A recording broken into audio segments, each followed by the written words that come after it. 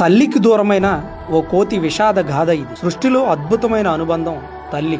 బిడ్డకి తల్లితో ఉండే అనుబంధం ప్రత్యేకం. తల్లికి బిడ్డపై ఉండే ప్రేమ అనురాగాలు ప్రపంచంలో మరే బంధంలోనూ కనిపించవు. ఇంతటి ఆప్యాయత అనురాగాలు ఏ రిలేషన్లోనూ మనం చూడలేము. మరి అంత గొప్ప తల్లి ప్రేమ పొందలేనటువంటి పిల్లల పరిస్థితి ఏమిటి? సృష్టిలో జంతువైనా మనిషి అయినా తల్లి ప్రేమ ఒకటే. తల్లితో ఉండే అనుబంధం ఏమాత్రం మారదు అని చెప్పడానికి ఈ స్టోరీ నిదర్శనం. జపాన్లోని ఓ జూలో పంచ్ అనే ఓ కోతి పిల్ల ఉంది. అది పుట్టినప్పుడే తల్లికి దూరమైంది. అయితే జూ సంరక్షకులు పంచును కోతుల సమూహం ఉండే ఎన్క్లోజర్ కు తరలించారు. ఆ కోతులు పంచును కలుపుకోకపోవడం, పంచు కూడా వాటితో కలిసి మెలగలేకపోవడం గుర్తించిన జూ సంరక్షకులు ఆలోచనలో పడ్డారు. పంచుకు ఎలా తోడు అందించాలనే ఆలోచన వారి మెదడును కొత్త ప్రయోగాన్ని చేసేలాగా ప్రేరేపించింది. తల్లికి దూరమైన పంచును కనీసం అలాంటి ఒక రూపాన్నైనా అందించాలనే ఉద్దేశంతో ఒక కోతి బొమ్మను పంచుకు అందించారు. ఇక అప్పటి నుంచి ఆ బొమ్మనే పంచు తల్లి అనుకొని